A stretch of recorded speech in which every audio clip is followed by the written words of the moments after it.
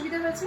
আমি ওই গালের ঘাগুলো নিয়ে এসেছিলাম, এই দীর্ঘ 4 দিন ধরে খাবার যন্ত্রণায় ছটফট করছিলাম, এই ঘাগুলো নিয়ে গালের ঘা হয়েছে এবং ঘাটা কোনো গরম কিছু বা ঝাল কিছু খেলে জ্বালা করছে।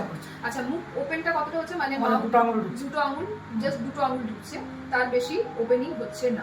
আর আপনি গুটকা খাচ্ছেন? হ্যাঁ, গুটকা আগে খাচ্ছিলাম, প্রায় দীর্ঘ 10-15 বছর ধরে এরকম প্রবলেমটা হয়ে যাওয়ার পর থেকে বন্ধ করেছে। এইমাত্র যে পেশেন্টের ভিডিওটা দেখলেন, এই পেশেন্টের মেন সমস্যা হচ্ছে উনি মুখ খুলতে পারছেন না এবং কিছু গরম বা কিছু ঝাল জিনিস খেলে ওনার খুব বেশি জ্বালা করছে। এই জিনিসটাকে আমরা বলে থাকি OSMF, মানে ওরাল সাবমিউকোজাল ফাইব্রোসিস। এটা মেনলি হয় যদি দীর্ঘদিন ধরে পেশেন্ট অ্যারেকানাট মানে সুপরি যদি কন্টিনিউ খেয়ে থাকে, সেটার ফলে এই জিনিসটা মেনলি দেখা যায়।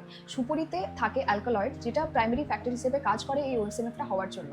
এই সুপরির খাওয়ার ফলে, দীর্ঘদিন সুপরি নেওয়ার ফলে আমাদের যে কোলাজেন এনজাইমগুলো আছে কোলাজেন প্রোডাকশনের জন্য, সেইগুলোর মেটাবলিজমটাকে এরা হ্যাম্পার করে থাকে। তো এটার ফলে কোলাজেন প্রোডাকশনটা বেড়ে যায় এবং যে ডিস্ট্রাকশন অফ দ্য কোলাজেন হয়ে থাকে সেটা কমে যায়, যার ফলে একটা ফাইব্রাস ব্যান্ড তৈরি হয়, যার জন্য পেশেন্ট চাইলেও মুখ ওপেনটা বেশি করতে পারছে না।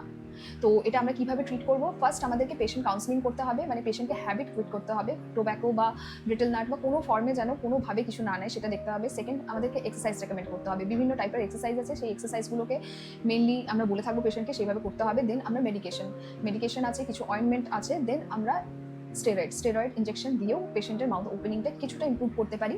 হয়তো আগের মতো ফিরে আসবে না, বাট কিছুটা ইমপ্রুভ হবে। এইভাবে করতে হবে। ধন্যবাদ।